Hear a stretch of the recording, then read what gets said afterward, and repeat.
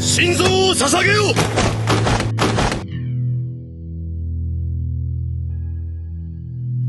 エレン。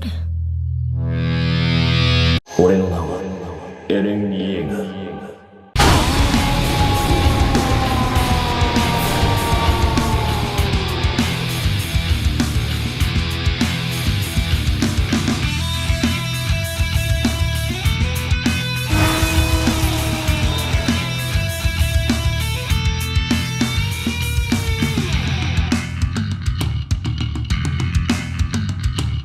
So Attack on Titan finally ended, and I'm still not done being pissed off at this show and manga. I'm not done beating this dead horse. It still has some life in it. After reading and being disgusted with the manga's ending and making multiple videos touching on it before roasting this piece of shit character for 45 minutes in my anime video a few months ago, I finally thought I'd get to close the door on this painful experience with the release of the last episode of Attack on Titan a little earlier this month. If you've been following me for a while, you might notice that complaining about how bad this ending is kind of one of my things. It's like, you know, black people issues, masculinity, gender, fuck Eren Yeager. It's like in that order. Hip hop maybe somewhere around there as well.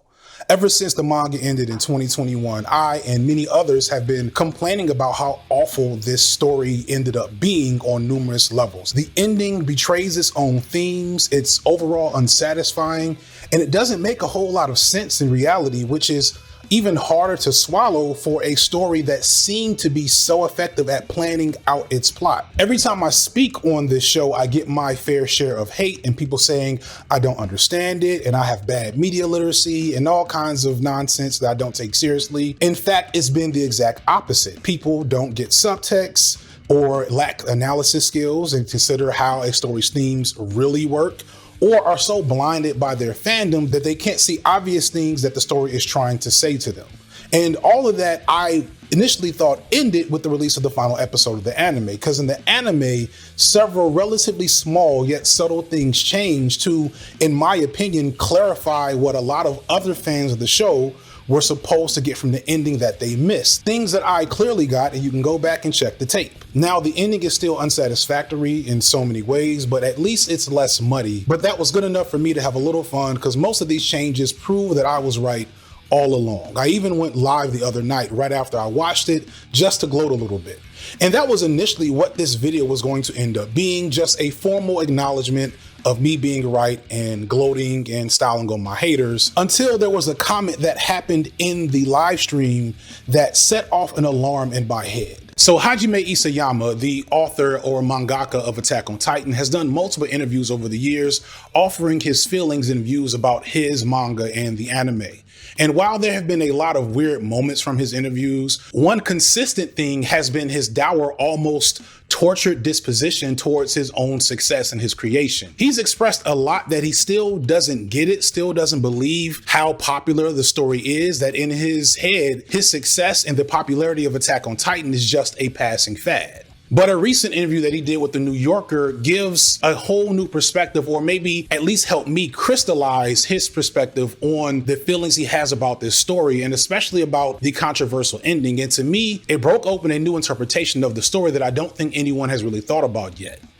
Is it possible that after nearly a decade and a half and probably hundreds of hours of discourse and videos about this story, that everyone missed one of the most obvious but hard to swallow explanations as to why Attack on Titan ended the way it did, why the fan base is so divided and split on it, and present my own argument that the ending of Attack on Titan was bad on purpose? But first, let's pay some bills. Today's video is sponsored by Skillshare, and I'm always happy to work with them because I get to share a personal success story with how Skillshare helped me grow into the creator I am today.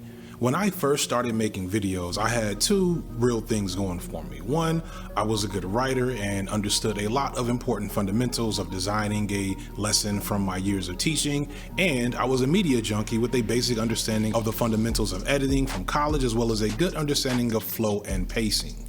but that was about it. I was and still am working mostly out of the dining room of my home. I don't have a studio, and at the time I was literally filming off of my Galaxy Note cell phone that I stuck to a plate and propped up on books, which would constantly fall over during filming. And then one of my videos got mentioned by Khadijah and Bo, and their video was also sponsored by Skillshare, much like this video I'm showing you now. And from that video, I signed up and dived in. There, I learned more about what setups were possible in limited spaces, how to better light myself and create better acoustics for my audio, as well as some basics about graphics and After Effects. It was definitely still crude. I did not become a master overnight, but it was a huge boost in my capabilities as a creator. I am not guaranteeing that you can do the same, but I definitely believe that with some effort and support, you can use Skillshare like I did to develop a plethora of different skills. Skillshare is an online learning community with thousands of online classes and members who come together to find inspiration and take the next step in their creative journey. It's the largest community online dedicated to learning. It directly connects you to the teachers featured on the site, and it designs its courses around practical engagement with the learning, so you learn not just from listening, but by doing. Skillshare has classes on a wide variety of things, including illustration, graphic design, UX design, animation, art, painting, editing, etc. Even if you're not overly invested in creative or new media ventures, you'd be surprised just how valuable these skills are in non-creative fields, or how they can help set you apart from the crowd in any given field. Whether it's a side hustle or just a hobby, there's a lot more value in developing these skills than you think, and you never know when they might come in handy. By being one of the first 500 people to sign up, you get 30 days of free membership and 40% off a year's membership. This adds up to $99 for US regions, down from $165 before. And of course, when you support a sponsor, you're supporting the channel. So thank you so much to Skillshare for supporting the video, and now back to the video.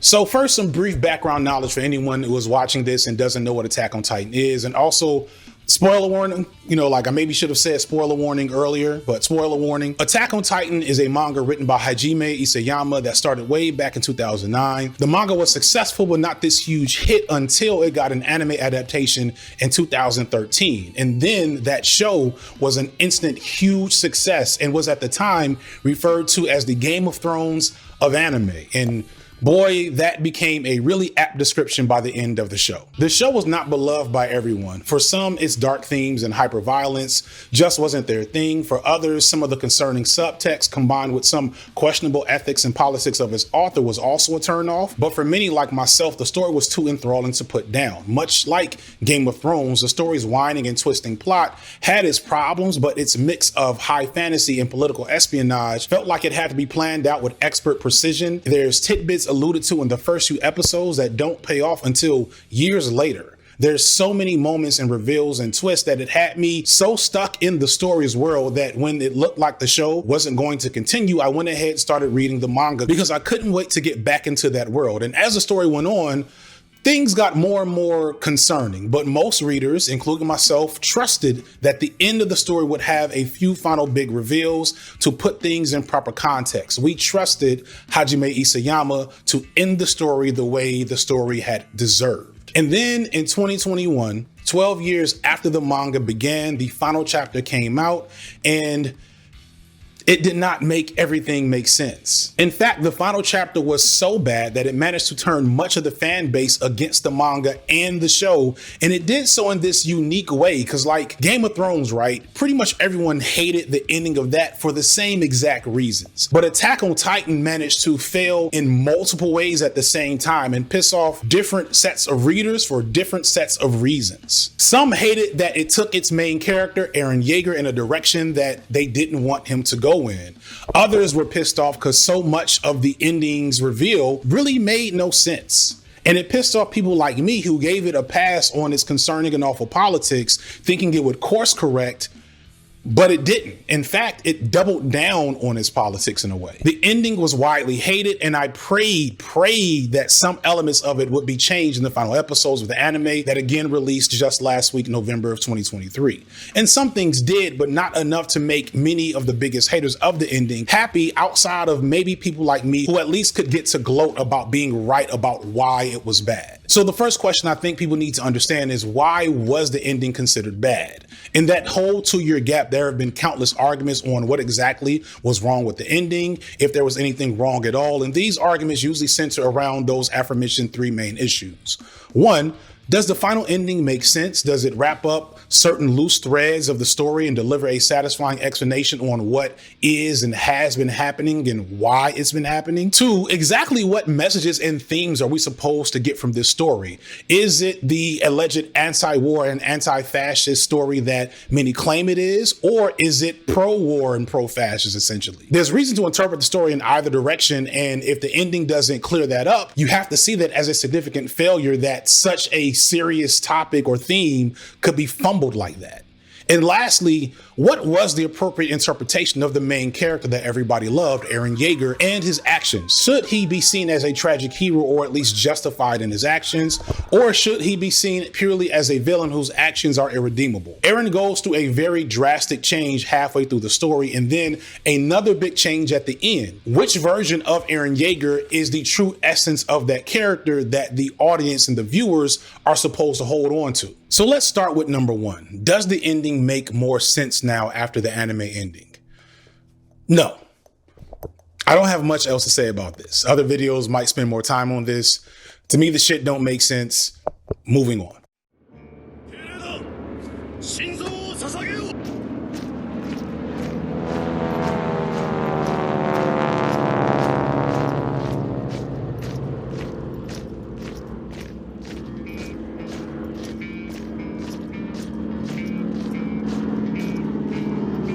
So the second point, Attack on Titan has been accused of being sympathetic to fascism and far-right ideology almost from the jump of its story for a lot of reasons.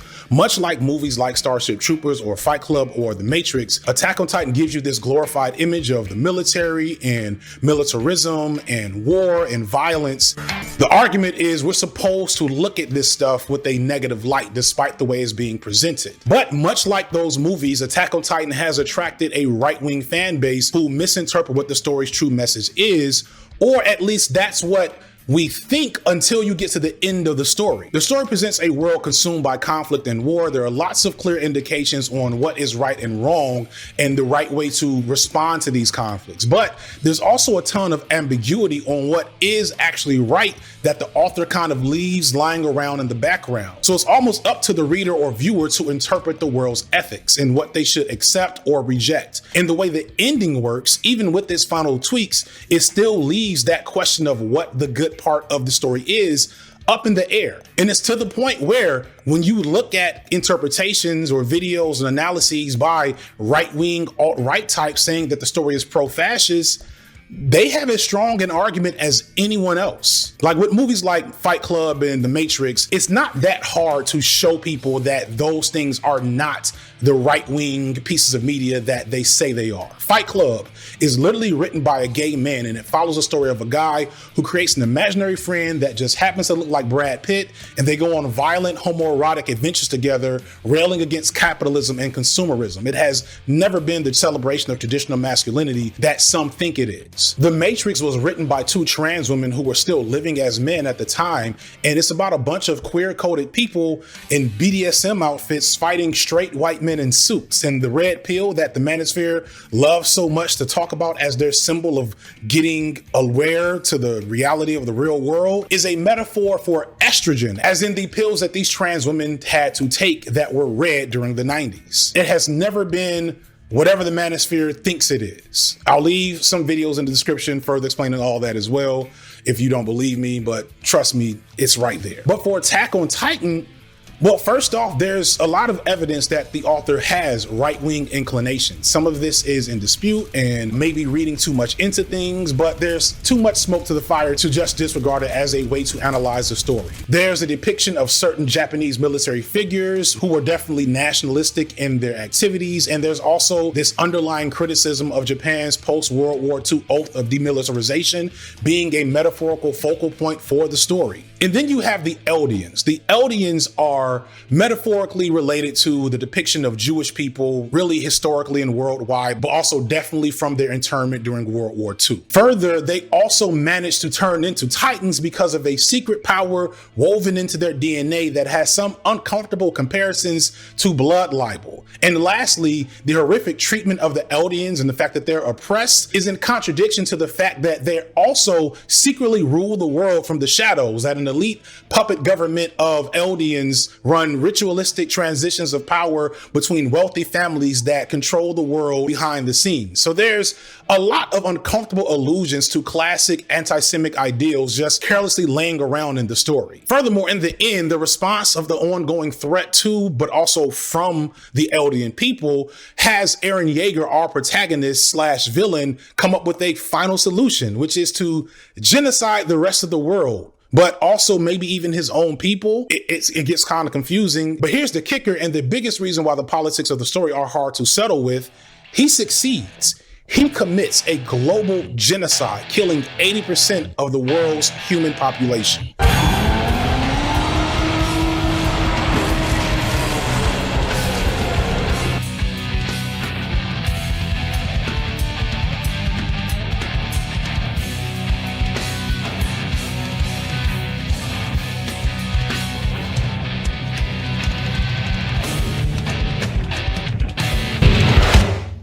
And the way this is treated does not fully imply that it was a bad thing. It's shown to have bad elements, but to me, it's relatively ambiguous in the way that it's responded to by the characters and the story as a whole. His friend thanks him for becoming a mass murderer. That's a literal quote from the story. His girl that he was friends with and kind of liked and other stuff buries him and visits his grave for the rest of her life. He's like seen as a hero. And also Eren Yeager's actions help create a fascist regime among the Eldians. And these fascists are depicted as villains, but they win. Their goals are exactly the same as the goals that Eren carries out, and presumably they get to be in control after it's all said and done, which leads to more destruction later on. Because after the end of the story, it's basically confirmed by the last handful of pages that nothing gets fixed, nothing good ever happens, nobody survives, and the world continues to be at war with itself. The hopelessness is an undeniable theme of the story. It's a bleak, myopic view of reality that looks at genocide with relative indifference or maybe inevitability,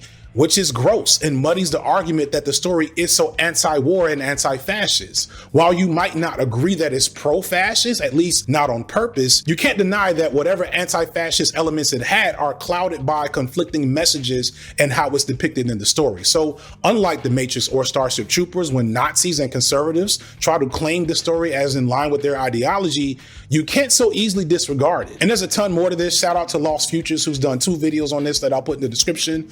I'm just glossing over it and we're gonna move on. And so then we get to 3, which to me has greatly been cleared up in the anime ending, but also lends itself to my final theory.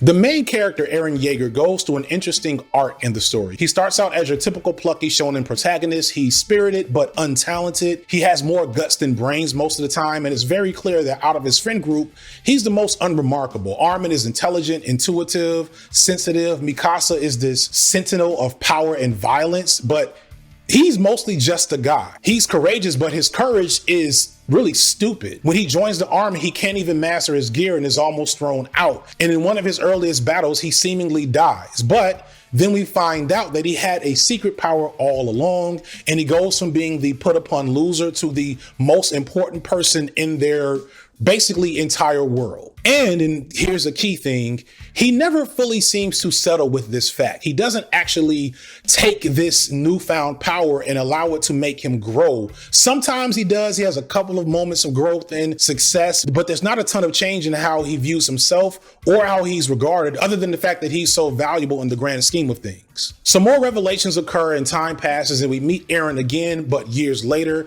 and it's like he's a different person. He's cool, calculating, aloof, cold and ruthless. He leads a cold-blooded and gruesome attack on a civilian-rich target of their enemies, killing hundreds of innocent people and getting even some of his friends killed. He becomes a focal point of the aforementioned rise of a fascist regime in his homeland, and he does everything in his power to push others away with the singular focus on the final plan of murdering the whole world. And many fans loved this change because now he reflects that classic, I used to be bullied, but now I'm a cool, edgy gamer type trope. And we see this trope happen a lot in stuff like The Joker and Boondock Saints and Rick and Morty and Walter White, people that see a person that is supposed to be a villain, but they look so cool that they can't seem to understand that they're doing villainous things. So they're willing to cape for him and bend over backwards to justify his actions. And this is where I start to get turned off, especially after he commits the aforementioned global genocide thing, killing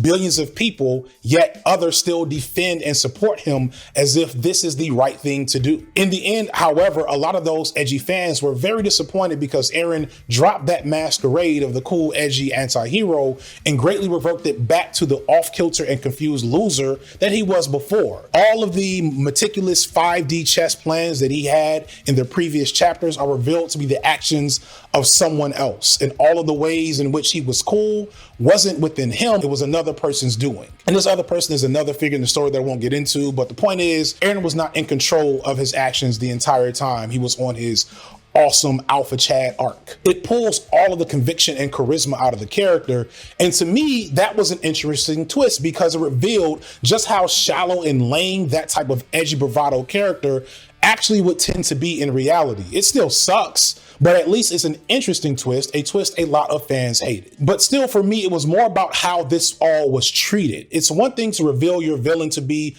a pathetic loser. It's another to make his actions seem sensible and justified. To me, it's like Isayama didn't want to commit to enshrining this main character as the true villain his actions showed him to be. In the manga version of the ending, instead of solidifying that Eren was an irredeemable mass murderer, Isayama tries to soften the blow by making it seem like Eren was such a huge victim of circumstance and that maybe in the grand scheme of things, his actions weren't all that bad. Armin, again, literally thanks him for becoming a mass murderer. Eren is mourned by his remaining friends who he was literally just trying to kill. And also he's given this sympathetic thing about being in love with Mikasa the whole time, but never getting to tell her. Meanwhile, he's sitting in a literal ocean of blood that he created from other people's lives. It's completely tone deaf to its own reality. The story wants us to empathize with a villain despite the villain being way past the point of empathy. Like in Black Panther, we empathize with Killmonger, not because he was a victim of trauma caused by others, namely Wakandan elitism, but because he is ethically correct in his intentions. His belief in a unified Africa fighting against global oppression is undoubtedly the right thing to do. It's just not being done effectively by him. On the flip side, we have a character like Thanos. Thanos also has trauma in his backstory, but unlike Killmonger, Thanos is inherently wrong in his beliefs. His Malthusian-esque desire to kill half of all the people in the universe for the sake of balance is wrong from the get-go and legit doesn't even work after he's done with it. We empathize with why he believes what he believes. We are entertained by him as a character, but never as viewers of the story are we asked to get in line with his goals or believe in his ideology. Some weirdos did anyway, probably the same type of people that say Eren or Griffin did nothing wrong, but the story clearly did not ask them to come to that conclusion.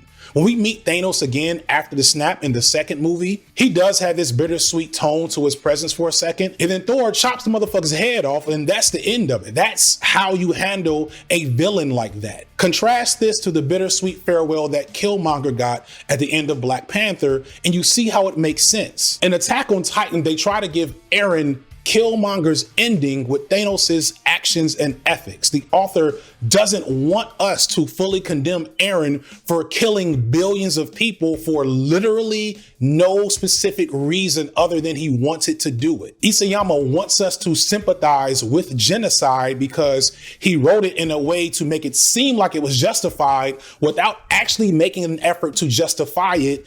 And no, to me, none of this stuff is controversial. I'll die on this hill, argue with your mama. And it's not even a hot take at this point because finally, as I said in the anime, they tweaked a lot of things to clarify how the ending was supposed to work. They rearranged the reveal of just how many people Eren has killed, so it serves as a final gut punch at the end of the scene instead of being like a minor detail that hardly gets discussed. In the manga version of the ending, Eren reveals that he's killed 80% of the world's population at the very beginning of this particular scene. And Armin makes this horrified face, but then 5 minutes later, they're like completely moving on to another subject as if that's not the most horrifying thing that Armin has ever heard. They also changed the fact that Eren indicates that he basically didn't care that he killed all these people and wanted to do it anyway. Like in the manga, he says he didn't even know if he would save the world or even stop from killing his friends, but he would do it anyway.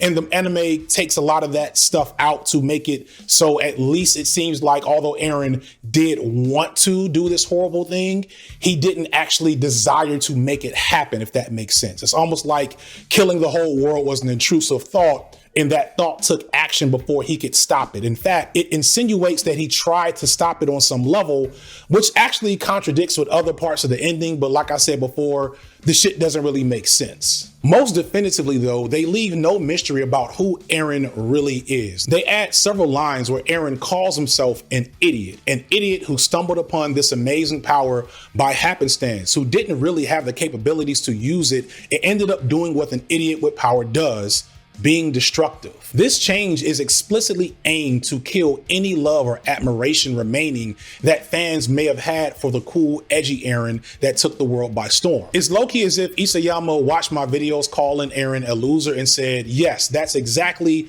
what we want to do with this last scene. And like, look how the shot for this moment is framed. It's the exact opposite of how he's most remembered. It's meant to show him as the pathetic, dumb loser he is, the loser he was always meant to be. And that's what I felt initially. But then I read that interview with the New York Times, and it completely changed the way I looked at him and the story as a whole. Not so much change what I believe about the story, but recontextualize what the story means. With this piece of information, and then looking back at the information Isayama has been giving us almost the whole time, I think there's an interpretation of the story that no one seems to want to accept that's stronger than any one theory to date. So indulge me for a second in this galaxy brain take that I'm going to call the Eren Yeager meta theory. And the gist of the theory is, what if Isayama ruined the end of Attack on Titan on purpose? What if this was his plan all along? In the New York Times interview, Isayama is asked a lot about the ending, and he explains what made him create such an unsatisfactory ending, and his response is really interesting. So the truth is, the situation with Eren actually overlaps in a certain sense with my own story with this manga. When I first started this series, I was worried that it would probably be cancelled. It was a work that no one knew about, but I'd already started the story with the ending in mind. And the story ended up being read and watched by an incredible number of people, and it led to me being given a huge power that I didn't quite feel comfortable with. It would have been nice if I could have changed the ending. Writing manga is supposed to be freeing, but if I was completely free, then I should have been able to change the ending. I could have changed it and said I wanted to go in a different direction, but the fact is that I was tied down to what I had originally envisioned when I was young. And so, manga became a very restrictive art form for me, similar to how the massive powers that Eren acquired ended up restricting him. Instead of defending the ending as misunderstood or blaming people for forcing him to change it from something that he maybe initially had an idea for, he basically admits that the ending is trash, and that's how he's always envisioned it. Not because he had to change it or it was rushed or any outside excuse. He says this was all he could do. Isayama basically says the ending is trash because I'm trash, which is also why Eren is trash, because Eren is me. Isayama always planned to end the story this way, but he never planned for the story to be so well beloved and popular before he got there. It literally is the best-selling manga of all time, and he indicates that as the story got popular, something in him wanted to change the ending to make people happy, but he couldn't. Not for any other reason other than he just didn't feel like making people happy. He felt like he needed to keep the same ending that he came up with before the story became a success. In fact, he felt tied and locked into it, which makes no sense. I'm positive he had producers and editors and, of course, millions of fans telling him to change the ending, but he didn't want to, or maybe couldn't bring himself to do it. And much like Eren, he doesn't have a logical or satisfactory reason for doing such a shitty thing other than low-key, he felt like it and nobody could stop him. And I find that profound. Eren was dreaming of going to this world outside of the walls where there was nobody and there was nothing. There was an excitement about this world that was just empty, a clean slate. I don't really know whether that's a good thing or a bad thing, and I don't really know why that was the ideal that I had set up for Eren as a part of this story. But what I can say is that when he does get across the wall at that point, he says he sees the world as really not that different from what's within the walls in the world that he already knows. I believe that's probably the disappointment that I'm referring to. What you end up realizing is that Eren Yeager is very much a metaphor for Isayama's experience as a successful mangaka up until that point. And the fact that Eren failed at the end or succeeded in some way is explicitly a message that Isayama had in mind the entire time. When you step back and look at it, suddenly everything about Eren and the story makes so much more sense. The hometown that Isayama grew up in looks a lot like where Eren grew up. ここに立つと私そっくりだなと思うんですけど、山の中が世界のすべてなんで、この田舎を出たら、壁の外に出たら巨人がいる。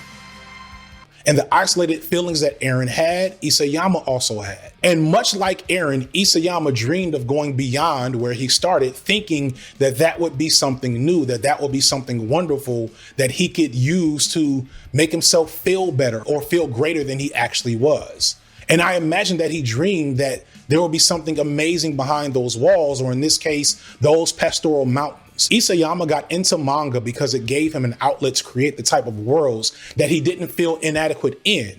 But manga is a field that's super competitive and full of failures, and Isayama was for a long time one of them. Attack on Titan was passed over by tons of publishers initially, partially because Isayama's art wasn't all that good, and it was definitely unlike traditional anime, but he was driven for some reason, a reason maybe he didn't understand. And then in his mind, through a stroke of luck, the manga got picked up and became successful. But something else in his mind couldn't appreciate or accept that this was the case. ここまで反響を受けてるわけですけれども、今のご自身というのはどういうふうに見てますか？そうですね。普通ありえないことが起きてるんですけど、それがもう8年続いてまして、ただそれを未だにその日常として受け入れてるわけでもないという感じですね。これは一時的な何かなんじゃないか。And then I go back to this added element with Armin in the anime ending. Oh shit, that was kind of hot. That was kind of dope. Added element of Armin. That's not even on the script. That shit just came right out of me. Armin says, "I'm the one that put the image of the outside world into you," as if it's Armin's fault for ever allowing a guy like Eren, a guy like Isayama, to ever dream about being satisfied and happy with being successful. And my theory is that there's a deep resentment in there that Isayama is processing in the end of the story. He thinks, why did anyone ever think I was anything special? Why do people think I'm so talented or a genius? Just like Eren, he thinks he's an idiot that stumbled into power and he wanted to use his art to express his imposter syndrome. Unlike, say, in Ichiro Oda and countless other mangakas who want to spread joy and hope with their animes and mangas and use their success to inspire others, I feel like Isayama just wants to watch the world burn. He wants the world to feel the way he feels, like he's always felt. He wanted to legit hurt people with his work, and he clearly did. Look at the fan reaction, both to the manga ending and to the anime ending. Look at how many people are struggling with the way that it ended. The ending isn't hopeful in any way. Most of the planet is genocided, and the remaining people that are in power are fascists, and they eventually lead to more war and destruction. And then in the final moments, the final panels of the book, the Titan curse that we just spent 139 chapters trying to destroy is gonna be reborn. There's nothing good or hopeful about this ending, and I don't think this is by accident. Tomino Ryo, a director from the Gundam series, actually had this to say about Isayama a year ago, and I think it's reading him for filth. In his online magazine, Tomino Ryu no Tomino, the director had called Isayama a stubborn bullied child who relieved his anger through drawing manga. In short, he used to be a stubborn bullied child. He relieves his resentment by drawing manga, Tomino said. He added that the manga seems more offensive to public order and morals than the radical sexual expression, and he will never read it or let it be published under his watch. Quote, "I personally don't want to read it, and I don't want to evaluate it. The fact that such manga is received like this means that the present era is pretty terrible." I am just a worthless liar, I am just an imbecile. I will only complicate you. Trust in me and fall as well. The way I see it, Isayama suffered from a myopic and possibly depressed worldview, and that drove him to express himself in his art. And he was driven to be successful through his art. But when he got there, when he got successful, he realized it didn't make him feel any better. He was still depressed and still angry. The outside world was no different than the world that he came from. And so then he decided to do something about it. He would expose the aloof and cool Eren Yeager, aka the genius, talented mangaka Hajime Isayama, to actually just be a dumb loser who stumbled upon great power just like he was. And he would make fools out of everyone who believed anything different. This is why the manga's original ending is so sympathetic to Eren, because Isayama feels like he deserves sympathy, even though he really doesn't. There's all these scenes in the last couple of chapters where Eren is seeing other people being crushed by the colossal titans, by the rumbling that he caused. And he's like apologizing to them, telling them he's sorry, telling them that he wished he didn't have to do this to him, but also saying to them, he can't stop it.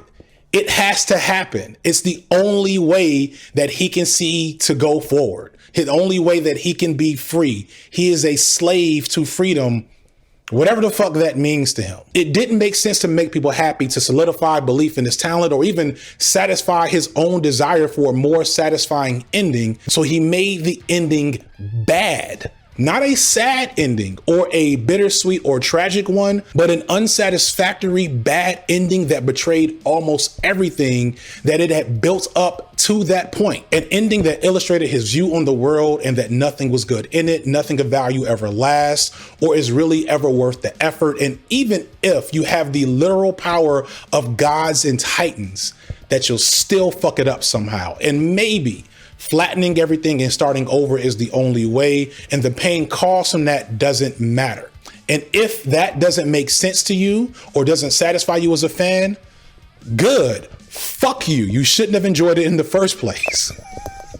Like, I know this sounds wild, but that's the only way that it makes sense to me. The ending to this story is an overt act of psychological violence inflicted upon the most ardent fans of this story. That's why so many people hated it, because they were supposed to. Isayama didn't make a mistake this whole time.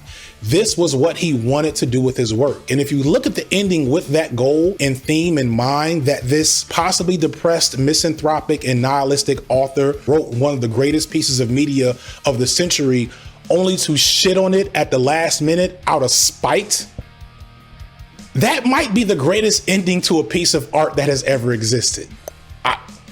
Call me weird for that, but to me, that kind of makes the ending, as awful as it is, more amazing. None of us really got what Isayama was doing this whole time, because none of us got this story for what it was meant to be. Its fascist and right-wing undertones are mostly because of its hopelessness. The plot holes and things that don't make sense are there to cause pain and make you disappointed. And the destruction of Eren Yeager as a character is a literal middle finger from the author to the author. I don't know what else to do with that. Feel free to tell me how wrong I am in the comments. Maybe this is just my cope take to finally close the door on this ridiculous story that has annoyed me for the last 2 years. But that's all I got. I'm FD Signifier, and this has been Light Work.